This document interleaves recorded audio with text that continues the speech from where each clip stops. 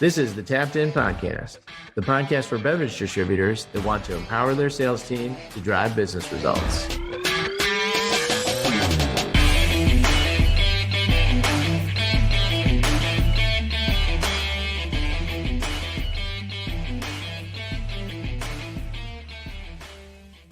Listen up and welcome back to another episode of the Tapped In Sales Podcast. Mikey, the podcast for beer distributors by beer distributors in 2025, first one of the year. That was fairly clean to get started. That's two in a row. What's going on around here? In a row. What's going on around here? No fumbles right through the intro. I still need a Mikey, I'm a master of the metrics or something like that. I'm still looking for the right name for the you. Right title? The right, it's not a title, more of a nickname is what I'm looking for. So we're back. It is a new year. This is like that. This is like that part in The Hangover. Like, we are back. We are getting Doug back. Yes, we're back. We're back. We're getting Doug back. We're back in the swing of things. It's a new year. What'd you say? It was like, see you next year on Tuesday when we last time. Those dad jokes always get me. I'm a sucker for those things. 100%. They're still funny. 100%. How was New Year's Eve? New Year's Eve was good. Low key, didn't really do much. My soon to be 13-year-old daughter spent New Year's way better than we did. She went out and lived it up, went to a friend's house, and they had a good old time, and we just sat around, watched the ball drop, had a glass of champagne, and had a fire. That was about it. But right on brand. Did you make it to the end? We did. Yeah, I didn't think I was going to, but because I was tired. But no, we made it. We made it through, plus some. So how about you guys? I haven't seen midnight New Year's Eve in like it's got to be going on like 6 or 7 years now, bro. Oh my God. You just record the ball drop and watch it the next day? I haven't even watched it. I didn't even watch one of them. Nope. What I should be doing is like watching the one in Australia, and it's like, cool, the future is here, and then moving on to the next one. Oh, I love it. No, we were at a party. I mean, this has been, people have heard me say this story. It had to have been like 6 or 7 years ago, more, probably even longer than that. It's got to be getting close to a decade, bro. It's like, what the hell are we still doing out here at midnight? Like, why are we still out here? I don't want to be out here. And Sarah's like, I don't want to be here either. I'm like, let's go home. And this was like at 10 to 2. And she was like, bro, we can't go home. Like, we're here now. We're locked in. Like, buckle up, Buttercup. We're gonna finish this one up. So I got on my phone. It was like, I can do you one better then. And I made a recurring calendar invite from like 2:00 New Year's Eve through midnight of at home on the couch with Sarah and Jetta. And it was like, and then I said, repeat annually. No end date. Love it. Love it. That's awesome. Yes. So that is where I was. How did Anderson's tonsil surgery? I know that people want to know, how did he shake out? How many pounds, gallons, quarts, pints of ice cream has he housed now? Unbelievable amounts of ice cream. So much ice cream that the box of popsicles in the freezer is dead to him. He doesn't even care about the box of popsicles. And his new addiction is Frosties from Wendy's. So he loves those things. But no, it went great. We're day three now, I believe, 4 into this. Surgery went good. Came out of it. Has some really funny stories, and coming off of those drugs that they give you there, throw a 10-year-old on some of those. It's pretty funny. It's pretty hilarious. I wish I'd have took video, but no, we're doing good. Now we're buckling up because they say day 4 through 7 could be the worst. So lots of ice cream, lots of ibuprofen and Tylenol, and ice water, getting them through. So Tommy would be disappointed. You've been trained better than to have no video evidence. I know. I felt bad. I'm like, man, I should not be recording him right now. That's just cruel. It's not about feeling bad. It's about having proper evidence. Not about feeling anything. Your dad. Throwing it back at him in a few years. I mean, it'd be perfect to have for a graduation party. We could play it on the pod. Like, we're part of the media now. These are things we have things to talk about, man. Need to have evidence. Yes. Aspiring legacy media knuckleheads over here. So that brings us to today's topic. I put together something new. calling it an annual letter, which is probably way out kicking what it actually is, but we're going to call it that. And what we get a unique vantage point at VXP is we're able to see into many wholesalers, selling over 100 million cases of beer annually now across all the different major suppliers and all the different small suppliers and all the different regions out there. And we get to see what's working and what's not, and how it's working and how it's not. And we get some very interesting conversations around a lot of different facets of a wholesaler's organization. We focus on sales, but it's like a spider web. That's the center focus of the bullseye. But then the spider web spreads to all these other different, pieces of the puzzle around operations, around pricing, around managing your P&L, and all these other things that happen. So we meander around a wholesaler's business regularly, and we wanted to kind of take people through the findings. How's that sound? Right, Mikey? Yeah. You put together some really cool stuff, some good data, some good points here. So yeah, let's dig through it. Let's start with what's driving change. Like at the end of the day, common theme across clients is like challenge with the market, consolidating sales around less consumption of alcohol. Less consumption of alcohol could just be because there are people that are looking for low drink, no alcohol or low alcohol options, the better for you. The whole blend of like, hey, alcohol is bad for you. Those are things that are out there. Also, you have new beverages coming to life like THC. As we talked to Harry, like wine and spirits isn't really doing anything. Like they're been hurting us, but they are, let's cheer for that. They aren't having the best year either. So it's really just centered around like, are we in a big headwind, and how long of this headwind are we in for overall consumption of alcohol?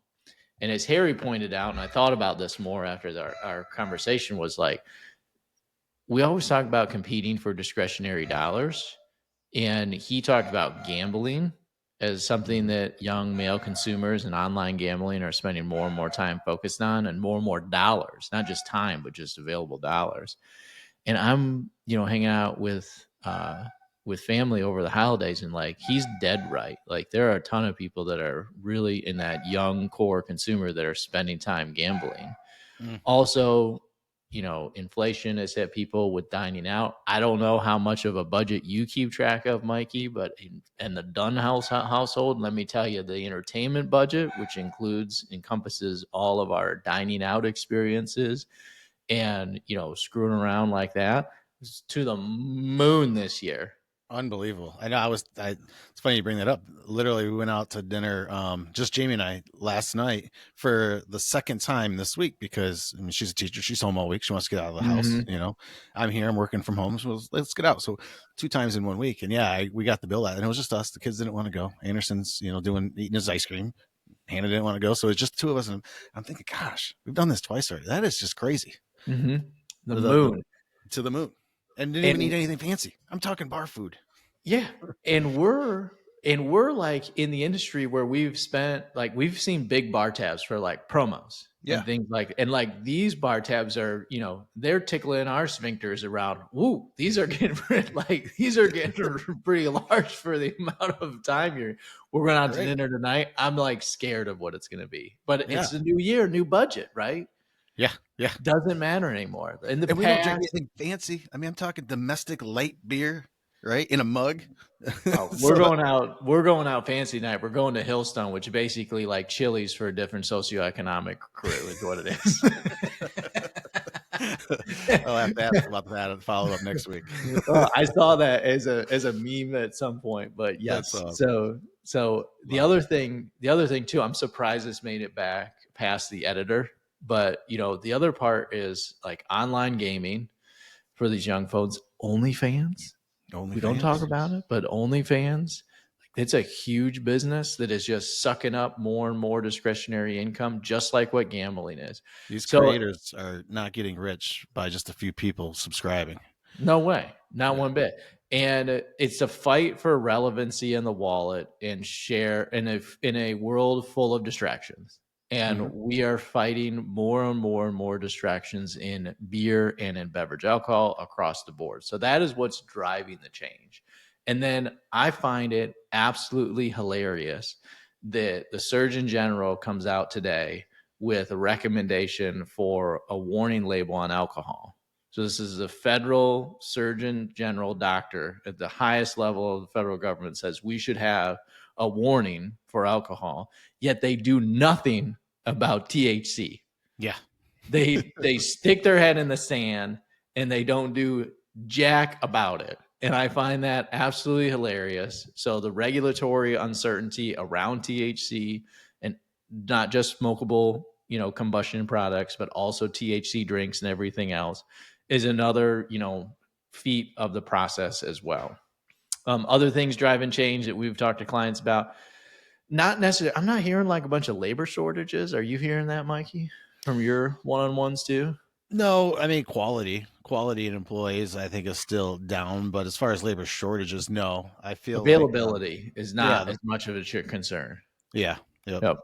I am hearing that like continuity. So seasoned veterans that are on the precipice of retiring, replacing those seasoned veterans. We've got multiple clients that are working through those senior leadership transitions. And these are people that have 10, like 30, 40 years of experience that are stepping out down from their roles. Like backfilling those folks is probably the number one labor concern that we hear from our clients. yeah. You get somebody like that in a role, it's just almost irreplaceable. You can't put that kind of knowledge into a new employee or that kind of dedication anymore.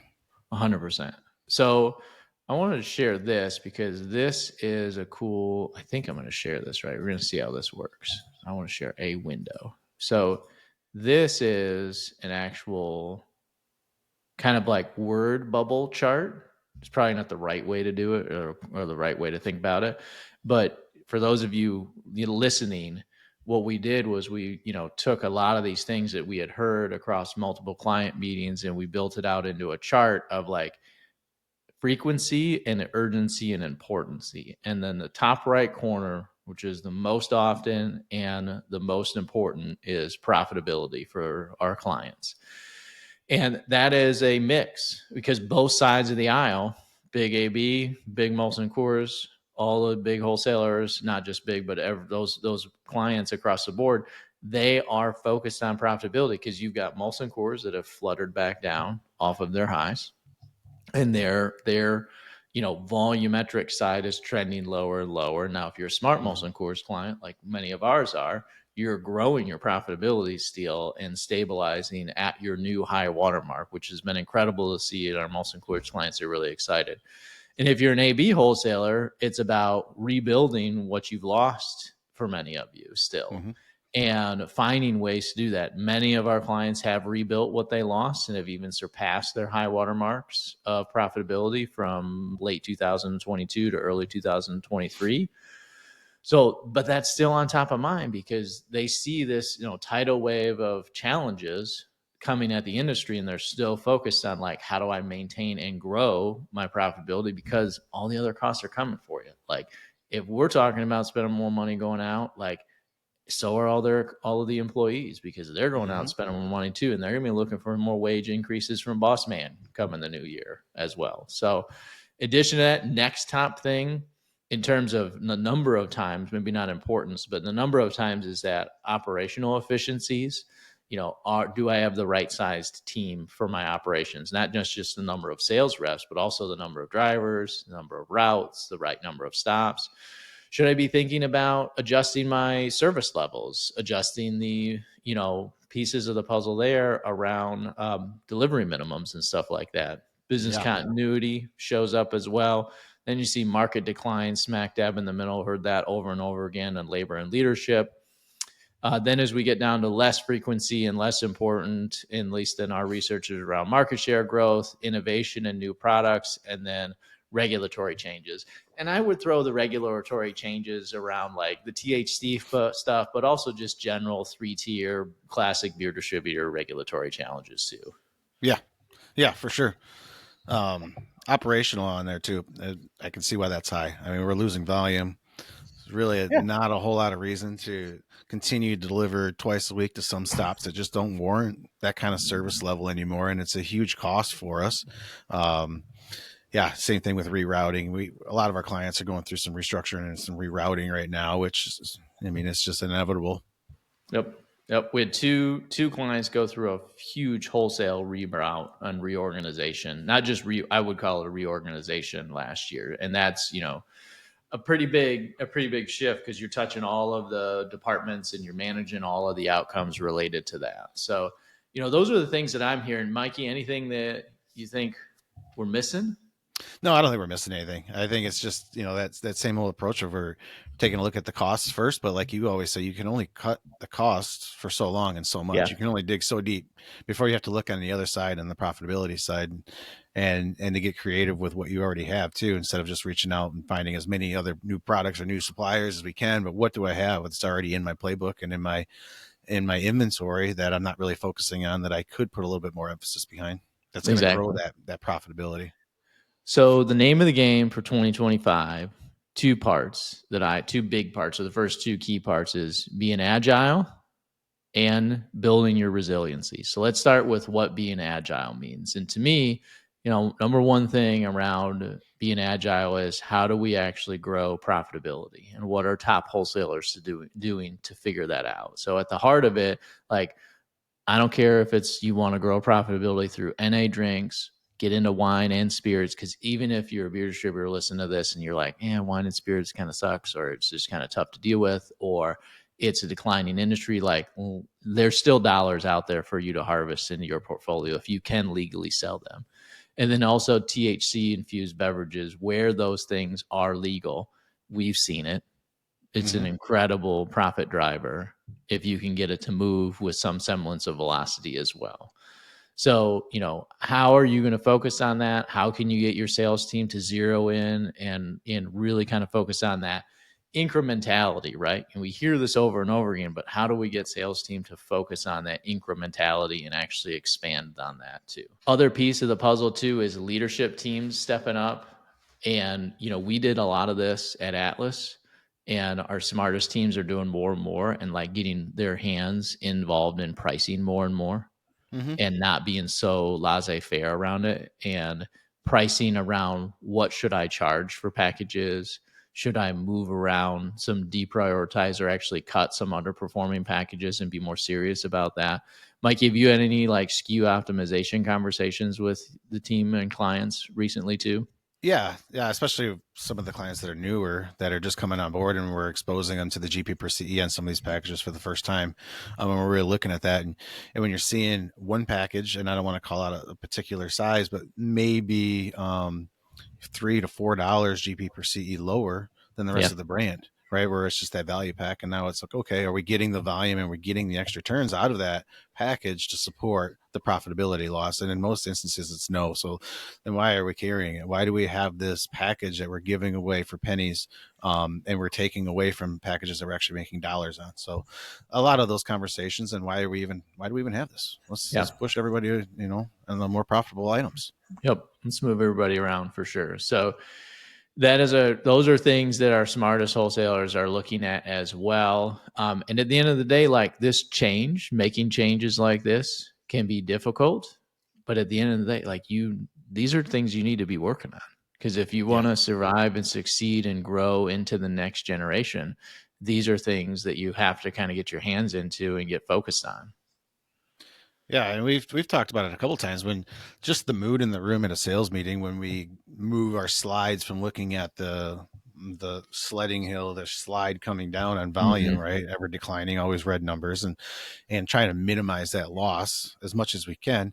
When we just switch it over to when we're focusing on profits and gross profit, and we see a better picture, it's just the mood in the room just changes overall, because now we're looking at a positive story. We're looking at something that we actually have a little bit of control over, and we're being challenged to grow that because we have some control over it and get Yep. creative. And what can we do? And then when you see that needle actually moving up and we see green numbers, it's just a total mood changer. Getting Definitely out of the doom motivating. loop. Yep. Yeah, Getting out of it's the doom loop. motivating because now you can actually do something about it. Yep. Yep. You gotta love people getting out of the doom loop. So part 2 is building resiliency in 2025. So resiliency to me has always been something around how do I get to do what I do tomorrow more efficiently and more effectively? And that if something comes to knock me off my game, I can push back relatively quickly, or I have enough underneath me and enough footing to kind of cope with that challenge in one way or another. For me, it was always around resiliency and the balance sheet and the profitability, the total operational profitability of the business. So that means right sizing your cost structure. If you are looking at doing a reorg, you should be doing it already. If you're looking at it, it's probably something you should be just doing if you're thinking about doing it. What can you right size? We're coming Routing off too. Routing should probably be an 100%. annual exercise that you go through just to make sure nothing's out of whack. We're not overlapping. I was with a client a couple weeks ago, and I was actually at an account with the rep, and we had another, because we had the whole team there. The other rep was like, yeah, I call on the account next door. And they're like, what? Isn't that so crazy? And then they looked it up, and it was 2 different trucks, and they were literally next to each other. And they're like, Yeah. we can't answer it. But those are the kind of things that nowadays we just can't afford to send trucks and reps to the same exact location. Yep. No reason to. Those are great things. 48-hour delivery. Are you going to up your minimum case order or your minimum dollars on the truck as well? Those are all things. Remember that customer we had when we made our last routing change and we were going to move? Was it Tammy? Yeah. Oh, yeah. Miss Tammy. She called herself Miss Tammy. Everybody's got a Miss Tammy in the market. Oh, yeah. We all got a Miss Tammy, and we love it. You will be here only on Thursdays between 5 a.m. and 5:30. No exceptions, or you can't get in. Yep. and when you're paying people, $65,000-$70,000 a year to drive a semi truck around and deliver beer for you, like those people need to be, there are a utility and a tool that need to be utilized to its best of its capabilities. And hitting Miss Tammy from 5 to 5:30 ain't in the wheelhouse all the time. No. And to me, when we set that letter out talking about adjusting these service levels and operationals, it was from a place of, these are the things that we have to do to succeed in our business. And it's challenging to hear. Yeah. And it's not something that you always heard from us either. But I still remember Tommy being like, that everybody else is sending these letters to. Yeah. Yeah. Exactly. Everybody's doing the same thing. And if they have a problem with it, if Miss Tammy has a problem with it, we're going to get out and we'll go out and we'll talk to her and we'll smooth it over as best as we can. Mm-hmm. But we have to beat our own drum and we have to manage this the best way we can. Yeah, absolutely. Because this is not profitable. And, we're routing our trucks to be as logistically, what do I want to say? I guess what makes the most sense logistically first and foremost. And then we're looking at the needs of our customers. Okay, well, if I'm in this area, how can I hit this stop and this stop and this stop within their time frame, right? Yeah. Obviously, most on-premise, they don't want to stay at lunchtime. So we're trying to get around that already. So we're making all of the exceptions that we already can. And then to have one account say, nope, this is the time frame. Well, guess what? Here's our address. Yeah. Big enough truck.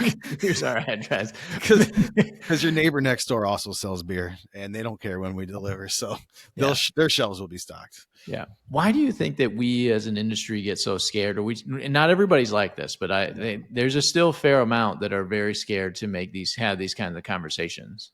Could you imagine telling the Amazon driver, hey, I know you're bringing a package to my house almost every other day right now because it's Christmas season, but I only want you here between 9 and 10 so my dog doesn't go wild.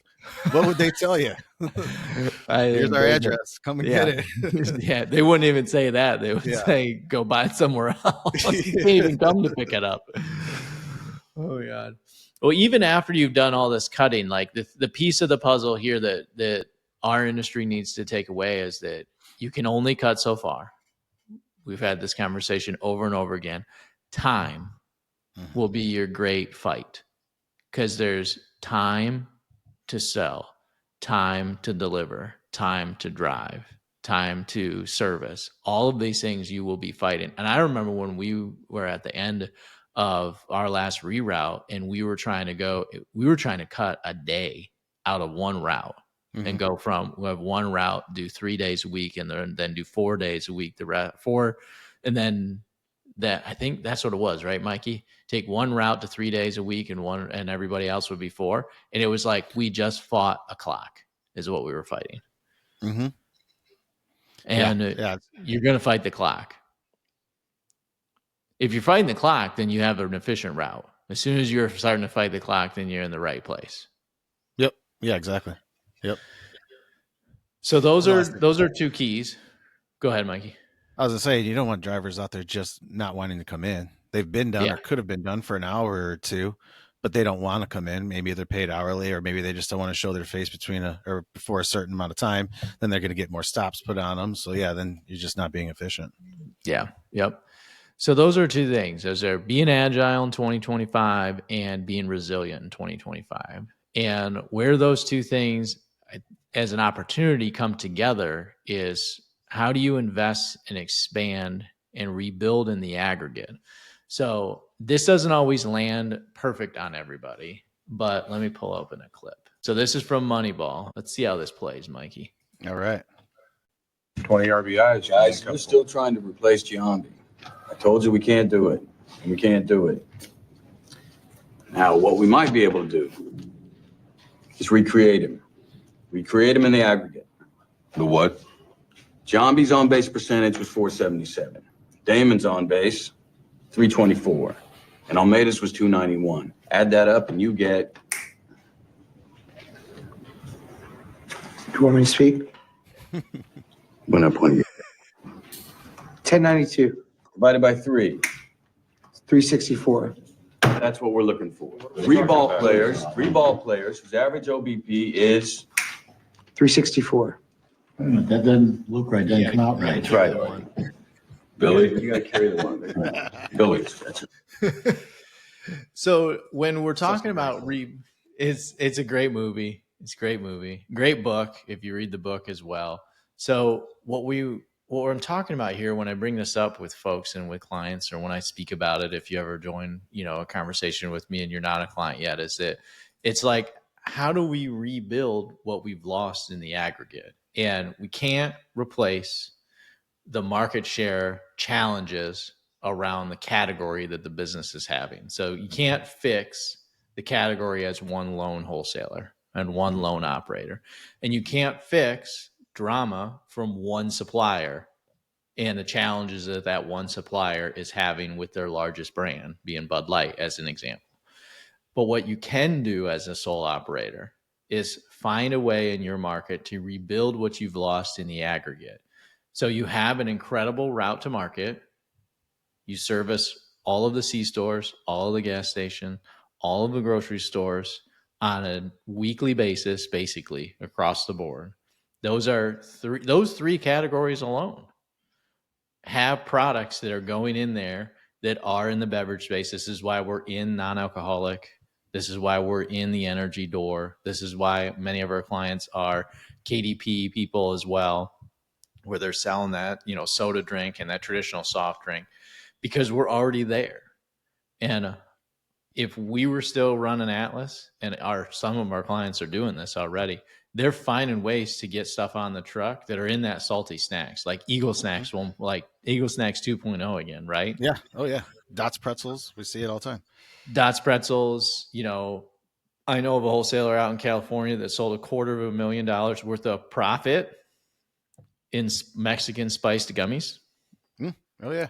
That's not top line revenue. That's profit in Mexican spiced gummies. Your operational cost is minimal because you're already there. You're already there. And it's like, how do you find ways to complement what you're doing and use your valuable route to market that you've already built? You have this resource and you're going there already. The truck is all there. It's all loaded. It's all gassed up. You got a qualified driver. You've had a qualified sales rep that has written the order and is already ready to, and has already got it in the system. So like finding partners that are going to be good, aligned partners into those categories are awesome things to add to, and to get more and more creative. We have clients selling popcorn. Yeah. Too. Yeah. So these are all things we want to be looking for. All about reaching into that creativity bag and see what else I can do. All the way down to a rep too, right? When you're in the account, what else can I do here? How else do I find? How do I rebuild Johnny Damon in the aggregate? I can't buy Johnny Damon back. I can't get him back. He's cost too much money. He's signed with the Yankees. But what we can do is find 3 ball players that make up his on base percentage, and we can get him back to where they want to be. Yep. And that to me is a creative. It's to me is a creative element of how do we as independent operators find a way to manage through this. And a component of that is going to be this THC beverage world, which we've talked, ad nauseum, probably dedicated the better part of 3 or 4 episodes out of the first 38 we've done to that category. And whatever shakes out with that, if you can sell it and it's legal and it makes sense, it's an opportunity to focus on 100%. Absolutely. Yeah. Because in 2025 too, we're going to see some shifts in some NA brands that we know that are leaving some of our houses. So we're going to be looking for different ways to make that up to reshape the aggregate. For sure. And if you're talking to a client and they're like, how do I talk to somebody about selling salty snacks? Like, how do I even coach them through it? Like, what would you start with? Because I think that's the largest hurdle that people have to get over is like, what is the sales team going to, they sell beer. Like they don't know how to fucking put Dots pretzels on the shelf, like, or popcorn on it. Like, what are you talking about here, bud? I think it all comes back to the very first day you're in the beer industry. What did you do? You sold yourself, right? We don't sell products. We don't sell beer. We don't sell energy drinks or THC drinks. You sell yourself first. You get the customer, whoever's buying, you get them to like you and buy into you no matter what you're selling, whether it's ice, salty snacks, whatever it is, skateboard wheels, right? They like you. They like your products. And when you wrap this all up, what I'm hearing most from clients that are ready to succeed the most is that they're ready to own their own destiny. And the decisions they make and the strategies they deploy in 2025 will be around how do they grow and how do they execute what they need to do in the market. And when we hear that, I know a lot of people like my dad get really nervous and is like, well, how are we going to have that, own our own destiny and not find a way to take care of our partners? Well, that's not what it means at all. It means that we're going to find a way to do what we need to do. And our partners are going to organically be aligned to that. Like I've said many times, 95% or more. You want to grow the business. Every single one of your partners is aligned with that. You want to efficiently attack the market with your operations. Every single one of your partners wants to align with that. You want to service customers and make them happy. Every single one of your every single one of your supplier partners is going to be aligned with that. We're talking about maybe 2 to 3 to 5%, where the things that you need to do to eke out that extra 10 or 20 or 30 or 40 cents a case that makes the difference between getting back to where you were or maintaining a profitability growth. You're talking about being a misaligned, maybe 3 to 5%, maybe. And that's a hard maybe. I bet you it's even closer than that if we put it down on paper. So don't be afraid to own your own destiny, and don't be afraid to step up to the plate and say, this is what we need to do to be successful in our market and what we know we need to get that to move. And your team might be resistance from that, for those changes, which I can understand that. Our team was resistant to these changes as well. It took a lot of time for us to kind of move the battleship of the way a wholesaler works to drive a new direction. But as soon as you get it going and where you want it, like it becomes a machine that you just know where it's going to go next. Absolutely. Yep.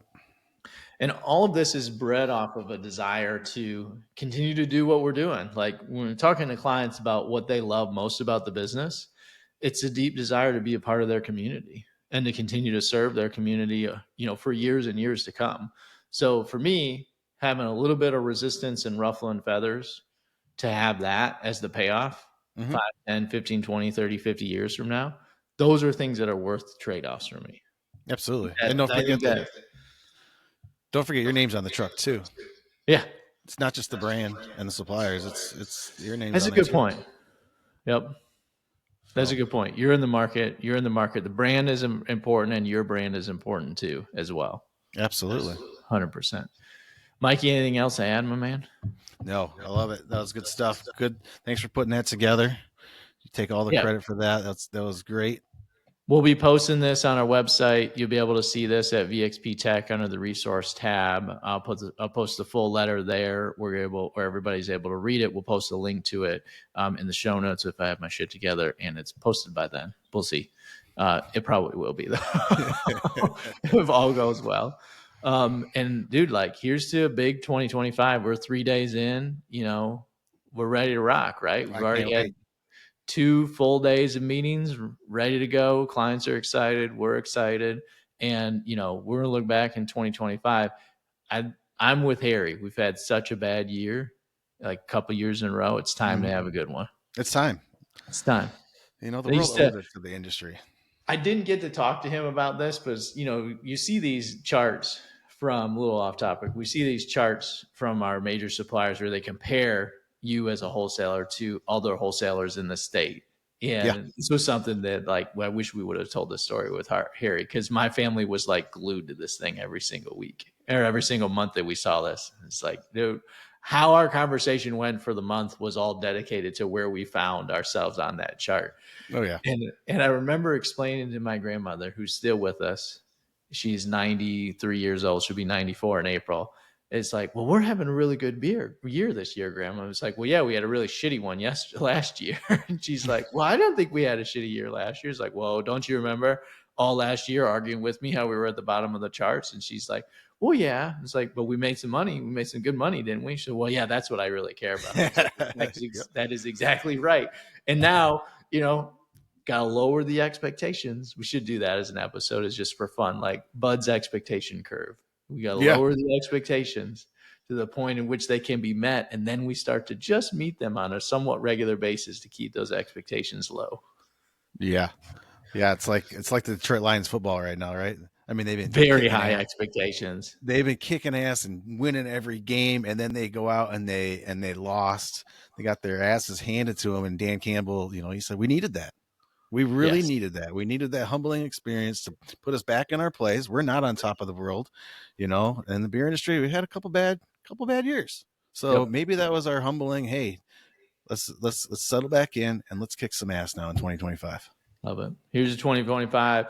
If you love what we're doing, listen, subscribe, share with a friend, and hit us up with any kind of questions. I always like taking listener questions as well. We've got a couple good episodes in 2025. We'll cover answering those. And then, Mikey, thanks for joining today. We appreciate it. And cheers, everybody. Here's 2025. Cheers.